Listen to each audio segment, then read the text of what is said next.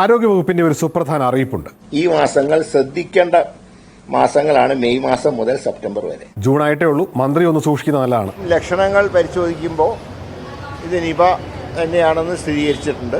മന്ത്രി അല്ലാതിരുന്ന കാലത്ത് തന്നെ മുരളിയേട്ടൻ നിപ നിരീക്ഷണം ആരംഭിച്ചതാണ്. അടുത്ത കാലത്ത് ഒരു പുതിയ രോഗം വന്നു, നിപ. അന്ന് അതിന്റെ കാരണവും കണ്ടെത്തിയിരുന്നു. അത് പണ്ട് കാലത്തിന് ചൊല്ലുണ്ട്, ഏറണം കെട്ട നാട് ഭരിച്ച നാട് മുടിയുന്നു.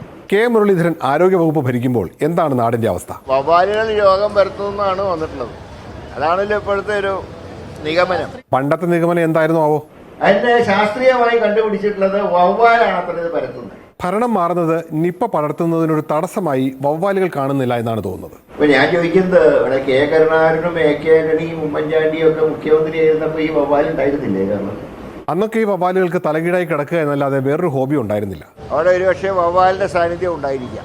K Karunakaran, A K Antony, Oommen Chandy എന്നിവരുടെ കാലത്തില്ലാതിരുന്ന എന്ത് പ്രത്യേകതയാണെന്തോ ഇപ്പോഴുള്ളത്?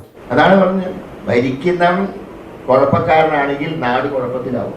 അറിയുഷുവർ രാമായണത്തില് രാവണനും കുംഭകർണനും ജനിക്കുന്നതിന് മുമ്പ് തീമഴ പെയ്തു അത്ര.